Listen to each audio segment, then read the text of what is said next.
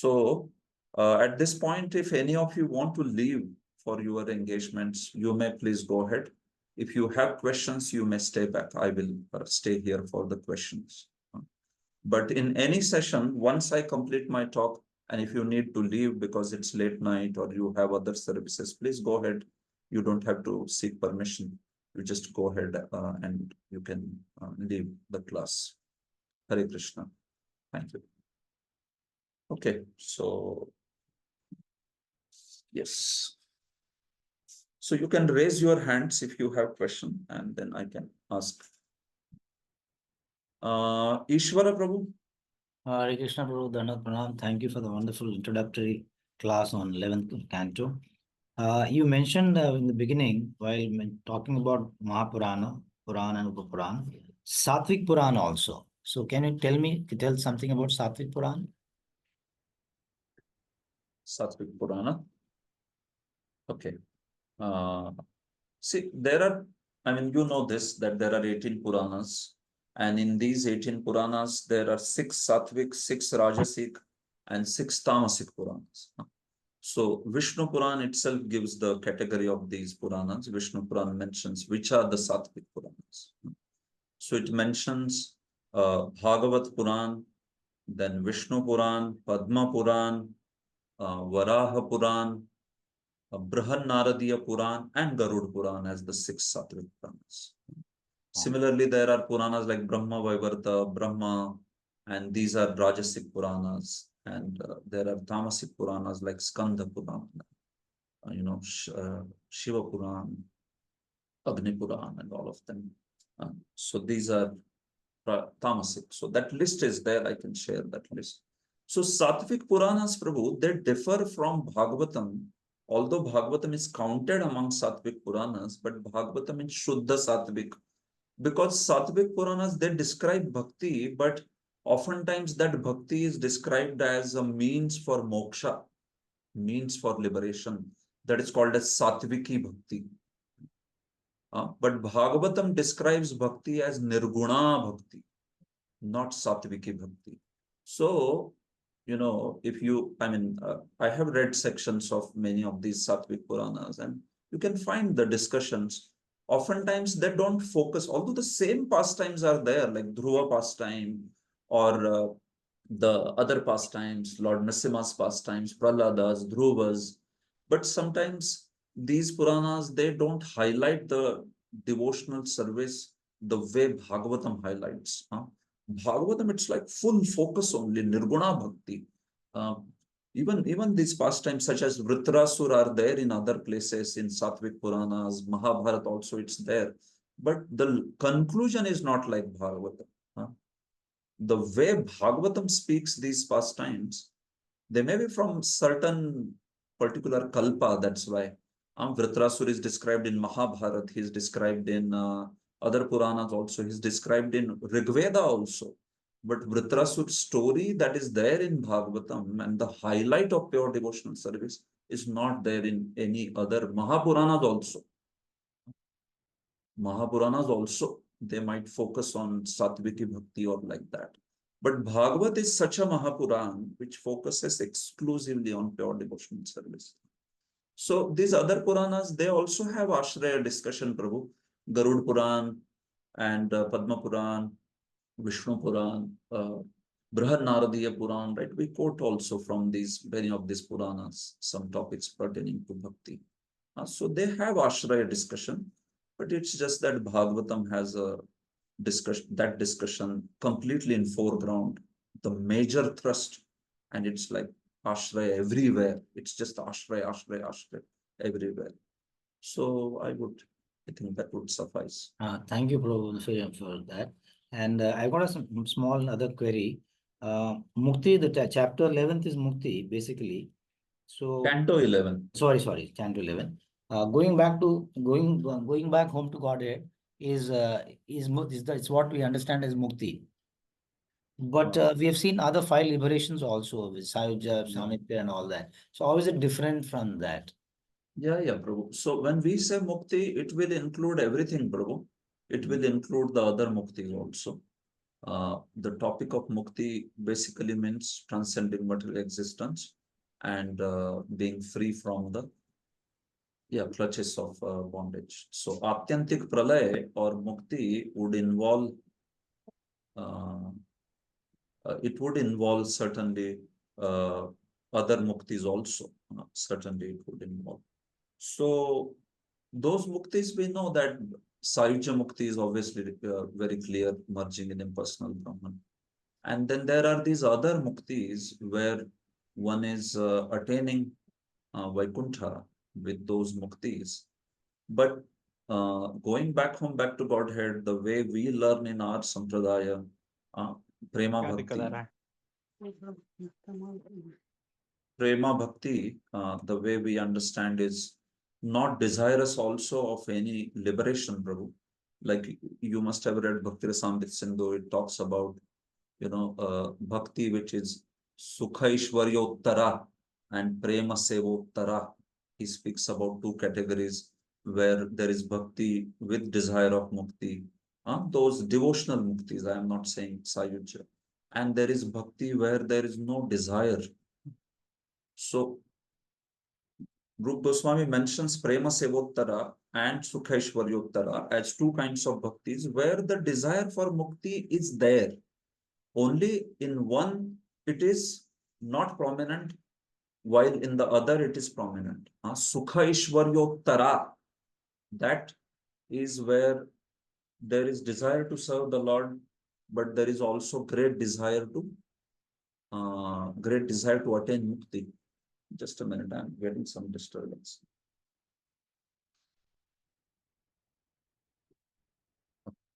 So, Sukhaishwaryottara, that's the one. And then Prema Sevottara also has some desire for those devotional muktis, but the prominence is of Prema Seva. Prominence is of loving devotional service. So, as Gaudiyas, Ishwar Prabhu, which one do you think we follow in our life? Are we Sukhaishwaryottara or Prema Sevottara? Prema Sevottara. Okay, so we are neither actually. We are neither. We don't desire for Sukha Ishwarya Uttara or we don't desire for even Prem Sevottara. We are only for the sake of service. Mama Janmani Janmanishware Dhvata Bhakti Rahetukitai Tvai. A devotee does not even want any kind of liberation. He just is interested in Krishna Bhakti. So because there is slight desire of mukti in both of those categories, Prabhu. So that's how pure devotional service, Kevala Bhakti, is distinguished even from that. So in some other sampradayas, you may find those kinds of explanations where they are okay with bhakti, with desire of moksha of that kind. In fact, some sampradaya are okay with even satviki bhakti, the bhakti with a desire to attain sayuja. So, but in our sampradaya, that distinction is made very fine, where you not only desire sayuja mukti, where you not only not desire sayuja mukti, but you don't even desire salokya, samipya, sarshti, sarupya. And what you desire is only prema bhakti, kevala bhakti. That's it, nothing else. Okay, I think. Okay, thank you, Hare Krishna. Yeah, Pranjal Prabhu. Hare Krishna Prabhuji. Dandavat Pranam Prabhuji. Dandavat Pranam. Thank you very much for starting this wonderful series and thank you for today's session. So Prabhuji, I had this question. We were studying Bhagavatam's second canto. In a purport, Prabhupada describes different naming for different cantos as we're discussing different topics. And we see that he has named canto 1 as creation, but in that series, name was different. So could you please shed some light upon that? Yeah. Yeah, bro, this just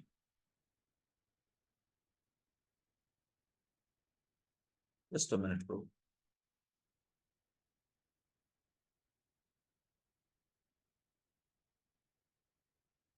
Yeah, bro. Okay. So this discussion on topics of Bhagavatam, yes, there seems to be some naming that is done, right, of cantos, like the way we have in Bhaktivedanta edition, also BBT edition.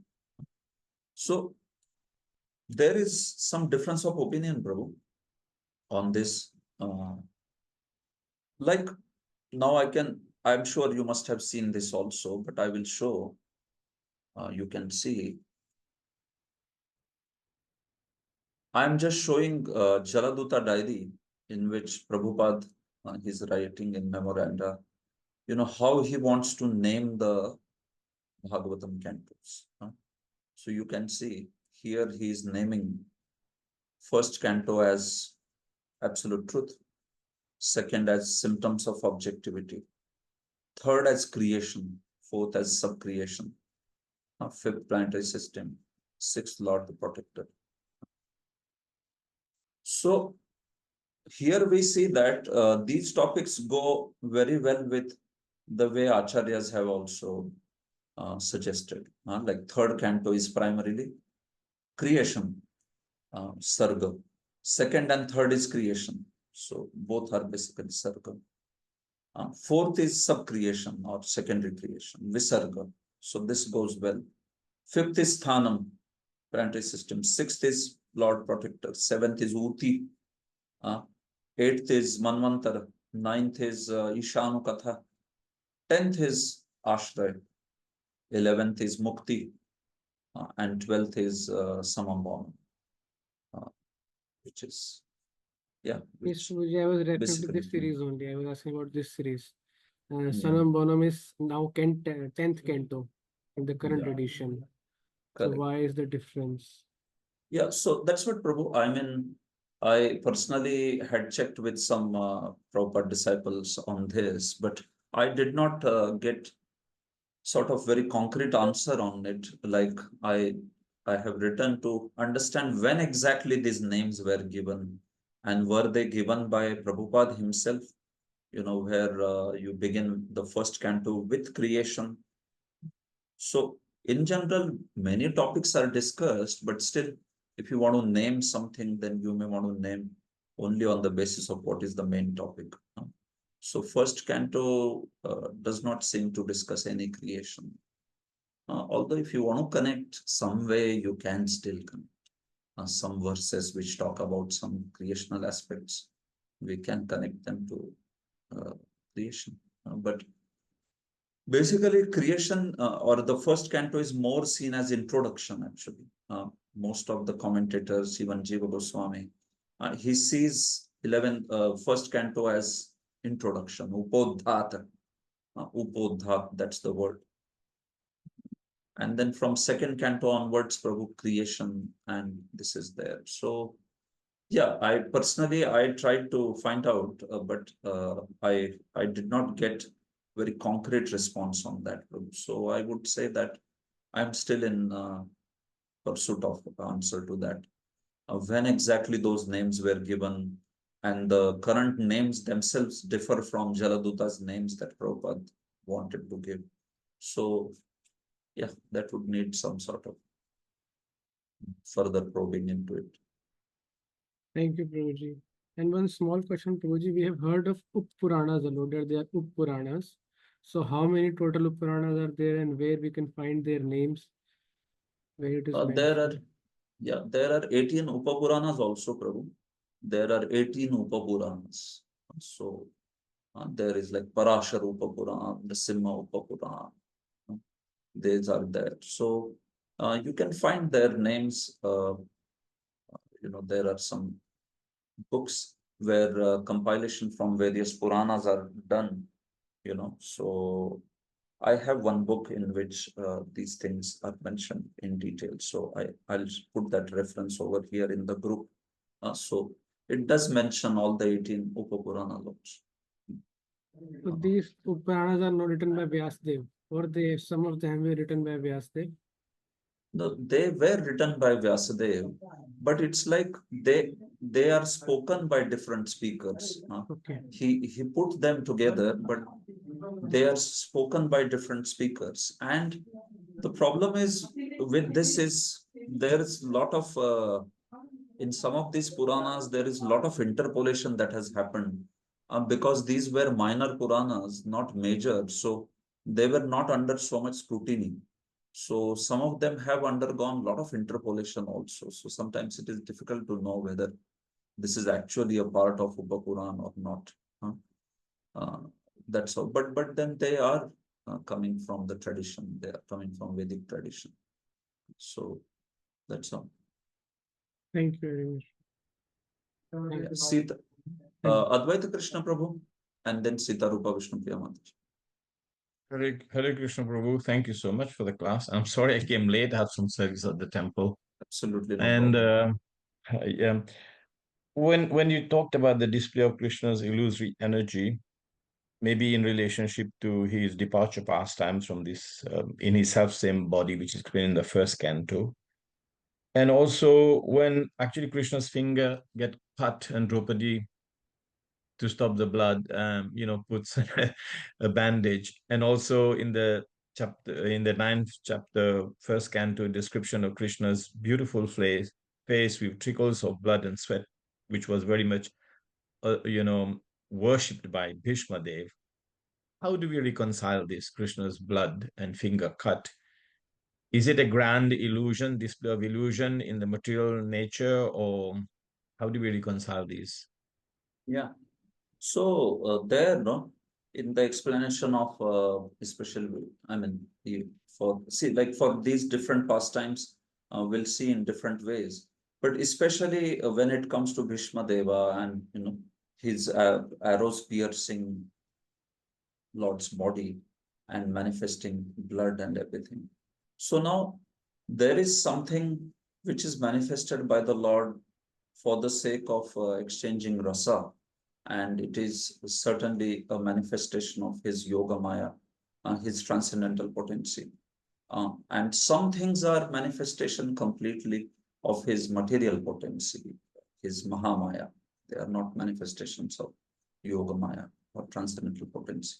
So especially in a pastime where he is reciprocating with his devotees, then we see that he manifests these things out of his yoga maya, and that particular devotee or the associates, they may be able to see these things and then enjoy that rasa. Like in case of Bhishma Dev, he actually observed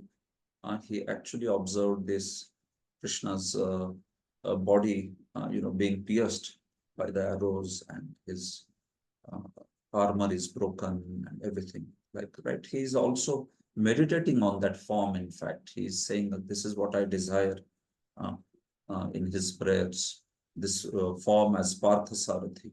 This is what I desire. So this manifestation, when it is in connection with devotees, we see that it is a manifestation of his transcendental potency. But things such as Lord giving up his body when he is leaving this world, or even something like this Jara's arrow, which is hitting the Lord's toe, and then the whole idea that okay, that's how Lord disappeared and all. So did it pierce Lord's body or not? That particular arrow. So other Puranas or other scriptures like Mahabharata and all, they talk about these aspects in different way than Bhagavatam. So the basic principle here is when he is reciprocating with his pure devotees, then he indeed manifests these symptoms, and they are effects of his yoga maya. Vishwan Chakravarti speaks about this in his commentary, like that.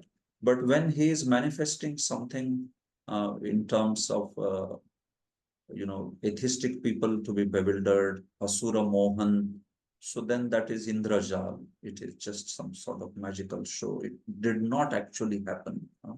So many things like that he does in his disappearance Leela also. The things never happened only, but he showed like it happened. It was just some manifestation like that to ordinary people. Those who were enlightened sages, those who were devotees, they understood that nothing of that sort happened.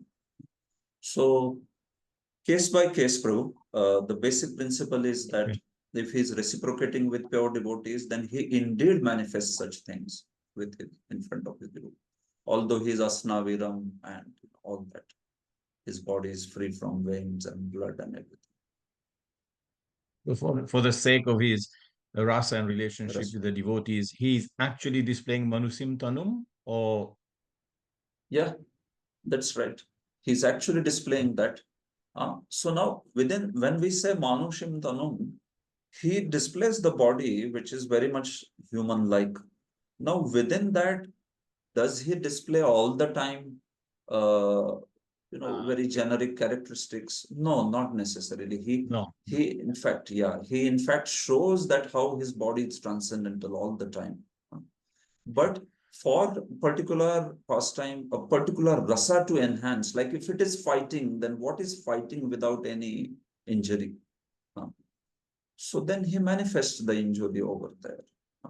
But then in so many other places where his transcendental body is clearly seen as transcendental, he is, you can see he's 16 years old, and then his form is Kishore, although he's 125 years old on the battlefield of Kurukshetra. So this is now very clearly that his body is transcendental. He is not being seen as an old person or anything. But then, having accepted that basic premise of his body is not manushi in the sense, not exactly like humans, although it has 2 hands and 2 legs, but it is not exactly like humans. Within that, he can manifest sometimes these things, how a human body acts, like blood or some tears coming out, blood is coming out, or anything else of that sort he can manifest. So sometimes, like in Mahabharata, or his pastimes in Hastinapur, so he sometimes Arjuna or Kunti sees him as a supreme lord. Sometimes they see him as a cousin or nephew. So it's like he goes in and out of sort of display of his full spiritual energy. Or sometimes, in terms of relationship, sometimes they see him as a supreme lord. Sometimes they see him as their friend or nephew, right? Yeah, Jiva Goswami says, Prabhu, that is more from the side of devotee rather than Krishna. See, Okay. he says, Okay. yeah, in Preeti Sandarbha, he mentions this. He says that the devotees of Dwaraka, what happens to them is they keep on falling in and out of that Aishwarya Jnana. They, they, when they see Lord Krishna, sometimes they're reminded of his great Aishwarya, meaning he is Supreme Lord. And then they forget it also. In fact, most of the times they forget it. Sometimes it is reminded. So he says in Vaikuntha, the Aishwarya Jnana, meaning the awareness of Lord's majesty, is never forgotten. In Dwaraka, it is forgotten on and off. And in Vaikuntha, in Vrindavan, it is always forgotten. Like that. They just never remember. Even if they see Vishwarupa, they feel like, oh, Krishna, what is happening? Some magic or something like that. So Very that's nice, how Prabhu. it is, Thank Prabhu. you. Yes, very, very nicely reconciled. Yeah, very nice. Thank you, Prabhu. Makes me ecstatic. Yes, Sita Rupa Vishnu Priya Mataji. Hare Krishna Prabhu. Just 2 clarifications, Prabhu. You said all the Puranas, the 18 Puranas you have mentioned, they have all the 10 topics. Yes, Have you mentioned it like that, or I heard it wrong? I Yeah. mentioned. So, I and mentioned. one more point is why, whenever a Purana is. Go ahead. Hare Krishna, am I audible, Prabhu? Yeah, you are. Please go ahead. Yeah. So, yeah. Okay. What you were saying, my internet was little unstable. You were Yeah, saying it is. something. I couldn't hear. So I just heard your question. I'll answer it first. See, what I Okay. said was, yeah, what I said was a And my Mahapurana. second point was, Let me complete, Mataji, first. I think she is facing some internet issues. Okay, no problem. I'll speak. So basically, okay, is Mataji even there? I'm there, Prabhu. Yeah, okay. Yeah. So basically what I said was Mahapurana is, any Mahapurana would have 10 topics. Whenever any Mahapuran you talk about, so it would have 10 topics. Like Mahapuran, like Bhagavad is a Mahapuran. Similarly, Vishnu Puran is a Mahapuran. Or Skanda Puran is a Mahapuran. So the Mahapuran can have 10 topics. It will have 10 topics, not can have. It will have 10 topics. But what I was saying was, it's not that those 10 topics will be discussed in the same way that Bhagavatam discusses them. In Bhagavatam, the 10 topics are there, but the 9 topics take minor role. The 10th topic is major. What is that? Dashamasya Vishuddhyartham Navana Miha Lakshanam Varnayanti Mahatmanaha Shrutena Charthena Chandasa. This is second canto, 10th chapter, I think verse 2nd to 10. So Dashamasya Vishuddhyartham. The Dasham topic, the 10th topic, the way Bhagavatam describes Vishuddhi, it is distinguished. It is distinguished from all other topics very much. And all other Navana Miha Lakshanam, all other 9 topics are described for what purpose? They are discussed to distinguish 10th topic, meaning they are actually speaking indirectly about 10th topic only. Shrutena Charthena Chanjasa. Shrutena means either there is direct glorification of 10th topic, even in the 9 topics, or Charthena Chanjasa, which means Arthena. The import of 9 topics is that they are finally glorifying Ashraya. So this is Mahapuran, Bhagavata as Mahapuran, very special than other Mahapurans, where Ashraya may take backseat. Not necessarily it has to be in foreground. In Bhagavatam, Ashraya is in foreground. So you can qualify many Puranas as Mahapuranas, but they are not talking in the same way as Bhagavatam. Bhagavatam is Amal Puran, Shuddha Satvik Puran. That's the point. Okay. Okay, one more point, Prabhu. Generally, when I used to listen before joining ISKCON, when I used to listen to other Puranas and their descriptions, they used to put that specific, I mean, suppose it is Linga Puran or any other Puran, Devi Bhagavatam, or something like that, if they say, they portray that deity or that Lord to be the supreme. Highest. What could be, what could be the reason behind this? No, the reason for this is, I understand your question. The reason for this is simple. The reason is to give faith to the readers of those Puranas. If you have to give faith to the readers of those Puranas, then you should speak about it in a way that it is the highest, it is the best, right? So it's not like Vyasadeva is being deliberately confusing, not like that. If you see, amongst all the Puranas, the Sattvic Puranas are considered highest, and you can see references for this. Among the Sattvic Puranas, Bhagavatam is considered highest. You can also see references for that. I was quoting yesterday one reference from Padma Puran, also from Garuda Puran. So even Lord Shiva talks about in Jiva Goswami quotes this in Tattva Sandarbha. I think it is from Skanda Puran, where Lord Shiva speaks that if you find some differences between Bhagavad Puran and other Puranas in terms of details or Tattva, so he says, go ahead with Bhagavad Puran. You don't have to, you have to accept. Basically, he says Sattvic Puranas. Yeah. Jiva Goswami has quoted this in Tattva Sandarbha. If you find a difference between Sattvic Puranas and other Puranas in the accounts of something, take some philosophical principle and you find some differences between Puranas. So he says you should go ahead with Sattvic Puranas. Lord Shiva himself says this. I can produce that reference from Sandarbha. So you can see that the authority of Sattvic Puranas is spoken by other Puranas also. And then within those Satvik Puranas, you can talk about Bhagavatam's highest, being highest. So that's how Jiva Goswami, he takes, and by this law of association, he connects and proves that Bhagavatam is highest. Among all the Puranas, Satvik Puranas the highest. Amongst the Satvik Puranas, Bhagavatam is claimed as the highest. So Bhagavatam becomes the highest of all the Puranas.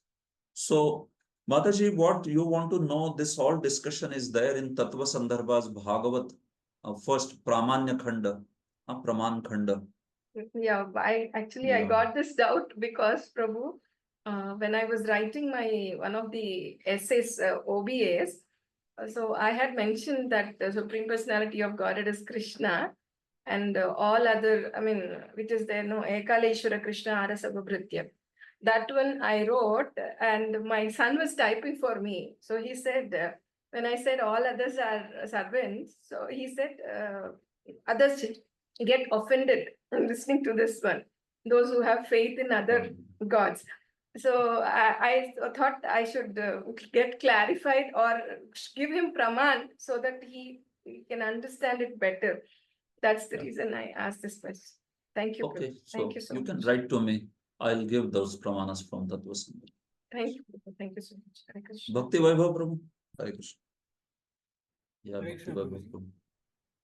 Prabhu. Prabhuji, like in this Bhagavatam, this verse, na dharma projita kaitavatra. So it kicks out all the kaitav dharma. So how can we say that this ash, because everywhere bhakti is discussed in Bhagavatam, taking shelter of Krishna. So can we say that ashray topic is there in all the cantos? That is one thing. And on other side, there is another verse where we say that Hari Sarvatra Giyate Vede Ramayana Mahabharate. So that. So this shloka talks about like bhakti is being talked about in all the scriptures. So how to see these two verses?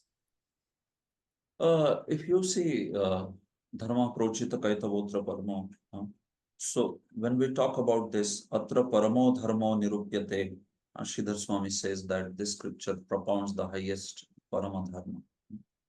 But how is that Param Dharma spoken? That is spoken in that verse which I quoted, Dashamasya Vishuddhyartham Navana. So you can read the commentary of this verse, 2.10.2. Dashamasya Vishuddhyartham Navanami Lakshana. If there are 10 topics, then how will we say that it's all just 10th topic? It's all just Dasham, Ashraya, Dasham Vishay, only Ashraya. So, yes, the Ashraya is the most prominent subject. Ashraya is only glorified everywhere. But you have to understand that glorification is direct and indirect. That's why Shrutena Arthena. Why those two words have been used in that? Shrutena. Sometimes Ashraya is glorified directly. That is called Shrutena.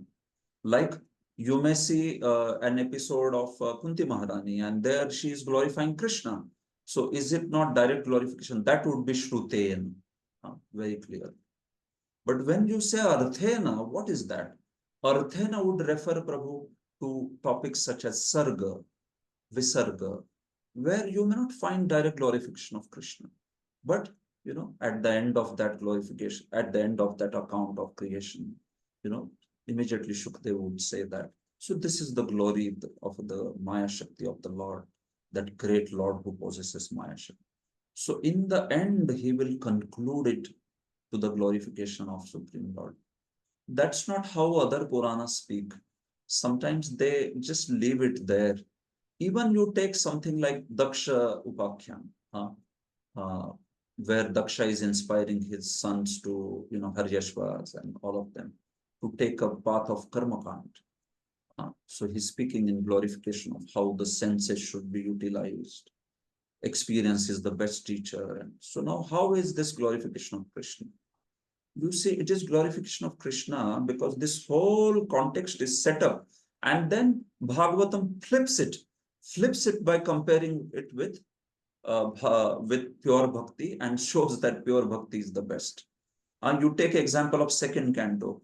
In second canto, the second chapter, there is this huge discussion about Krama Mukti, Sadhya Mukti, and all that, right? Now, what has it got to do with Ashraya? But you see, at the end of that discussion, In 2.31, 32 onwards, I think it's 32 onwards. Suddenly there is a flip there.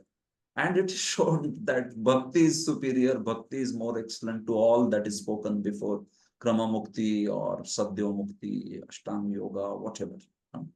So Bhagavatam, everywhere you see it's like that. All those demigods in the 3rd chapter of 2nd canto. If you want good wife, then worship him. If you want good progeny, then worship that demigod. And then what is the end? Akama sarva kamo va mokshkamo. So you see, in the end, there is always a sudden flip where the ashray becomes suddenly glorified. So that particular glorification where you are not coming to ashrayas direct mention, then it will be called as arthena. It is indirect. Indirect till the time there is this direct shot of one verse or some particular, point over there, which will compare bhakti and show that Krishna or bhakti is the highest at that particular way. So that's how, Prabhu, we can say 10th canto is the topic of Bhagavatam. Krishna is only glorified everywhere. Paramananda Pathaya Prema Varshi Aksharayate. Sanatana Goswami says every syllable of Bhagavatam is raining love of God. Prema Varshi Akshar. So what does that mean? We are not talking about words. He's saying every syllable is raining love of God. So it is in this sense. It is either by Shrutena or it is by Arthena. That makes sense? Yes, Puruji. Puruji, and regarding this verse, Hari Sarvatra Giyate. Yeah. What about Hari Sarvatra Giyate? See, that verse which is coming, it is more in the sense of Prabhu. I think that's a quote from Madhvacharya, and he quotes it from, that's a quote from Madhvacharya, Vede Ramayana Chaiva Bharate. He popularized also that verse very much. Yeah. So the point is that, Prabhu, indeed, all the Vedas are glorifying only Supreme Lord, but are they glorifying directly? That's our point. Hari Sarvatra Giyate, but is it Sakshat Hari or rather Sakshat Giyate? Hari hi Giyate, but in what way? Sakshat Giyate va Arthena Giyate va Shrutena Giyate. So we will have to see. Even Karmakand portion for that matter. It's talking about one level of energy of the Lord, right? Krishna is known as Hatari Gatidai. So Krishna gives gati to everyone. So now Swarga is also one gati that Krishna gives. And those scriptures which talk about Swarga, they are Karmakandi scriptures. So in that sense, they are glorifying Krishna, who is bestowing even those goals on those souls who want it. He only has created that path. So you will have to see Hari is glorified everywhere, but is he glorified directly? And is he glorified as bestower of the highest sadhya and sadhana? Some scriptures will glorify Hari, but not as highest sadhya, but rather intermediate sadhyas given by Hari. But still, because Hari is only giving them, you can still say that Hari is Giyate. So that's how Upanishads speak about Brahman. Now, how is Hari Sarvatra Giyate there? So it's the feature of Hari called as Nirvishesh Brahman that is being glorified this way. So that's why Bhagavatam is calling Prabhu these all things as Kaitava, right? Dharma projjita, praujjita, prakrisht rupena ujjita. So pra is rejecting even the moksha. Kaitava is rejecting dharma, artha and kama. But pra is rejecting even the moksha.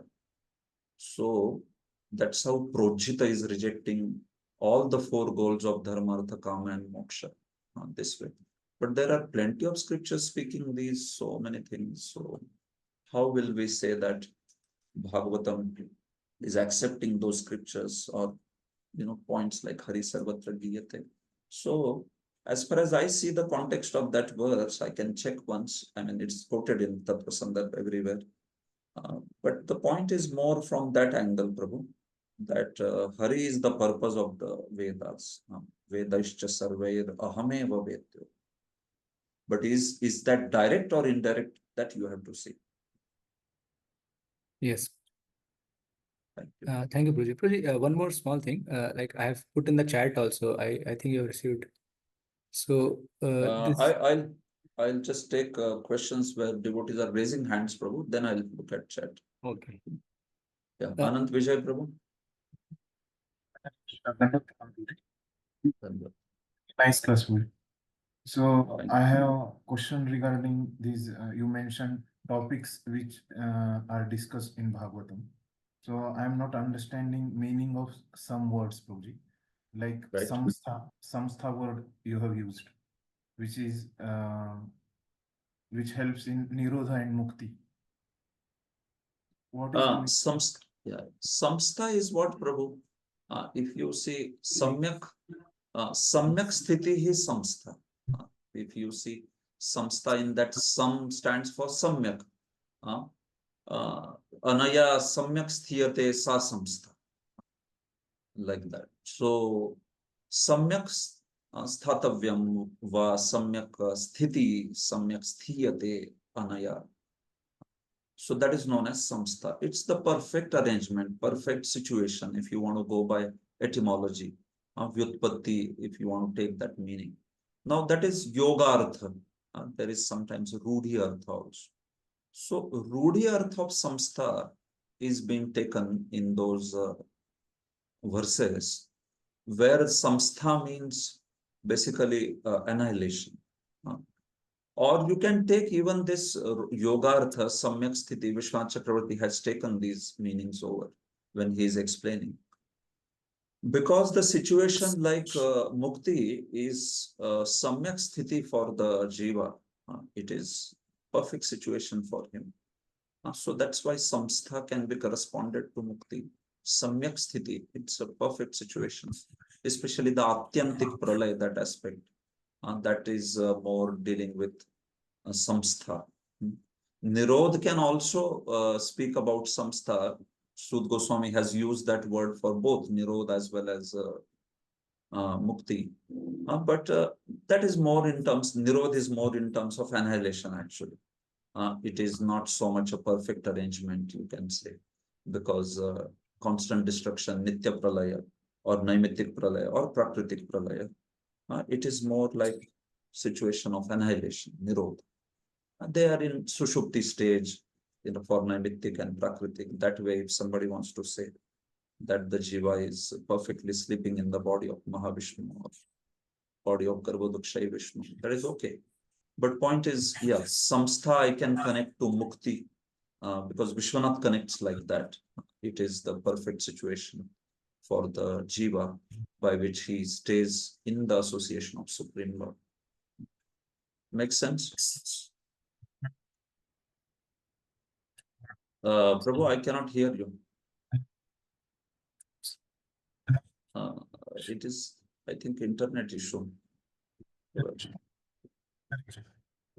Not able to understand only. Okay. Anyone? Meanwhile, anyone else has something? Yes, Prabhuji, I have, but again, it's not audible, no, bro. Hare Krishna. Now you are audible. Hare Krishna. Kanai Krishna, bro. Dandavat pranam, Prabhu. Thank you very much for your starting this wonderful discussions. So my question is, I came late actually. So the point is, you showed the memoranda to me also, and it was very enlightening to see that. So when it comes to memoranda, for Prabhupada has consciously written that only in his memoranda, in the diary, right? Where it comes to printing through BBT, he has given the purports, dictated the purports, and the rest of the things are not so like consciously done. This is just a general speculation I'm doing. So Yes. So because what's that, the question? so that matches with Sridhar Swami and Chakravarti Thakur. So then more or less it matches actually, isn't it? Yeah, it matches. It goes well with the acharyas, I was saying. I answered this question just now before. Yeah, I heard that. So You what heard I'm that. saying that reconciliation, this is very clear that it goes with acharyas. So that is what we take it. Because Prabhupada himself has done these two things. One is very conscious, other is printer. So can we take this is to be the ultimate thing?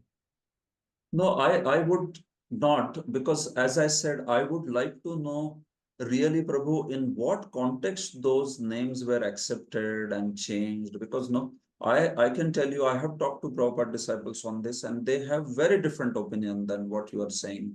You know, they say that, well, some of them said you should change the name. It cannot go like this, because where is the creation in first canto? Actually, Like so that. that should change So, the so my point is, so I am not taking that stand. I am no one to, tell anyone. What I'm saying is, we have to know from whoever is the authority there, BBT people or whoever, if they can tell us that, okay, see, this is the rationale behind giving the names in this manner. This is the letter of Prabhupada, or this is the instruction of Prabhupada, and this is why we gave these names. Whether that kind of discussion happened on the naming, or if it was just given by Prabhupada straight away, so then we will accept it, because Prabhupada, if he has given, means it should be accepted. But what I'm saying is, there is not much clarity only on that. Okay, how those names came about, and whether there was some discussion on those names happening. Okay, why we named first canto as creation, or something like that. So that sort of thing is not there. So we will probably need more insight, Prabhu. I think if you wish, you can also write to them and try to get that insight. When I spoke to some devotee scholars and also Prabhupada disciples, so they were themselves unsure. In fact, for some of them, even these names from Jaladuta was itself a surprise. Okay, that there is another way of naming also, like Yeah. so that's all. But exactly, because I'm explaining. That's why if you have spoken, then there's no point. Have you spoken to him, Jayadvaita Swami Maharaj, who was there in editing those days? Uh, no, Prabhu, I have not spoken to him. I have spoken to some other people. Check, because I feel little discomfort when some people on these names they take and explain the whole canto based on that, and it goes different than the previous acharyas. Correct. That's Yeah. how this needs to be addressed. You brought up very important point, because then if you want to connect it to creation, then it's difficult, no? Yeah. And then a lot of conjecturing would happen. Yes. And So I had another question about the same thing, Prabhu. Jeev Goswami seems to take a little different stand, which you explained, I think, in the course of your talk. So I have a little bit studied that. So his stance is quite different than Siddhar on Swami on the topics only. He gives multiple cantos, like the Sud Goswami's description of 10 topics. No, Yeah. while explaining that. So Yeah. he takes a different stand in Sandarbha, and whereas Vishwanath takes Siddhar Swami stand more or less. So how to understand that? Can we have both? Like, See, basically, Jiva Goswami, what he does is he has Vishwanath Chakravarti wants to zero in on one topic for one canto. Jiva Goswami in Sarvasamvadini, he is not doing that. If you wanted to single out one topic only for one particular canto, so then Vishwanath Chakravarti does that. Yeah. But Jiva Goswami, if you can see, he is not so much singling out. He is singling out only Manvantara and Ashraya. But for rest of it, he accepts some other cantos. Sarga is certainly there in second and third, which even Vishwanath Chakravarti agrees very much. Visarga is there in uh, third and fourth, which Vishwanath Chakravarti also agrees. Sthanam, yeah, that is said to be the topic of fifth canto. But under vritti and depending on that, the occupations, limitations. So Jeev Goswami, he puts cantos like canto 7 also there, and 11 also, third also. So Yeah, Prabhu, it is more, I would say, he is giving, instead of pointing out one particular, he is giving more broader perspective on that. Yeah. So, yeah, that's how it is. Okay, so Vishwanath Chakravarti Tagore decided to go with Sridhar Swami because Sridhar Swami goes the same way. Vishwanath and No, Swami. Sridhar Swami, I mean, this whole extensive analysis of every canto, what topic it speaks, Sridhar Swami does it in the beginning, like the way Vishwanath Chakravarti also does it in the beginning. That way. So you can say that, yeah, both have similar style of ascribing one topic for one canto that way. But yeah, I'm not seeing so much difference, especially in terms of, except for the fact that, okay, you just want to single out one topic only for one canto, although with understanding that pradhanya only, understanding. So that is common in Vishwanath and Sridhar Swami, you can say. Yeah, I agree on that. And Jiva Goswami is not so much pointing out in that manner. He says that these topics are scattered. Yeah. Yeah, we can say that. Okay. Prabhuji, what I understood the meaning of samstha is although there is annihilation or destruction, but it is the part of the process. So that is right position. That's why word samstha is used. I understand samstha for mukti in the way that Vishwanath Chakravarti explains it. But samstha, if you are looking for etymological meaning, how it goes well with nirodha, I don't know. I will have to see. Because why the situation of nirodha should be seen as a perfect situation? That's my Yes. point. Yes, I am also confused there only. Yeah, Because one appears is the right position and it is supporting the annihilation. Yeah. There is some confusion. Yes. Yeah, because Vishwan Chakravarti in first canto, no, samstha word, when it is used for Pandavas, so he has used that Pandavanam samstha word. But it is perfect because Pandavas, when they are getting annihilated, quote unquote, they are going back to spiritual life. So that's why samstha is perfectly justified there, and that's where he says samyak sthiti samstha, that in that manner, because it is atyantik pralay. It is not this way. But when it comes to Nirodh Prabhu, we have to see in the commentary. I don't know. And what is same words, Prabhuji? There is one word antara which supports manvantar. What is meaning Antaram? of? Yeah, antaram is duration, Prabhu. Antaram, antare, antarani, duration. So manoha antaram va kevalam antaram. So duration or manu's duration. So it is same. Thank you, please. Okay. So thank you all very much. I think, okay, I think maybe something in chat, if it is there, I will see. Otherwise, we can stop.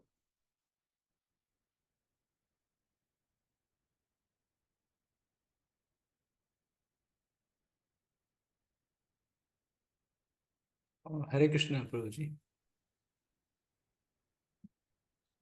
So, Prabhuji, I had put on chat that link where it shows that during proper time he has been given that naming was there, that first canto's creation. At the same time, we see like all these things are there, 70 to 77. So that can be seen, that photo of that Bhagavatam which was printed during the time of Prabhupada, that naming was there, which is today also. no, that I agree, Prabhu. Certainly. I mean, absolutely no doubt only on that. There, Prabhu, it has happened in front of Prabhupada. Prabhupada has seen those names, and that is, everything is fine. What I was saying was the rational explanation of that. Yeah. That discussion or that kind of explanation is not usually available, or it may be available. We have to explore further. That's my point. It's quite clear that Prabhupada holding the cantos which are named in that manner. Yeah, it's very clear, no problem. Yes, but if you can, I mean, when we talk about, okay, how do we justify those names? So then in that case, some more analysis is done, then that would be very helpful for those who want to understand that, okay, how is first canto creation? And when we say creation, we mean those technical definitions of the topics, isn't it? Which are being given by Shukadev. We should not just whimsically, what you say, try to define creation. No, these are technical definition of the words. What is sarga? What is visarga? And we take those definitions and try to apply on this way.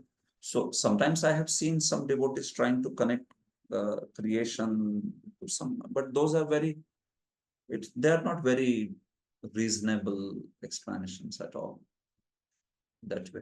So yeah, maybe we should check with proper disciples and the authorities. Then we make it proper answer for that. Okay.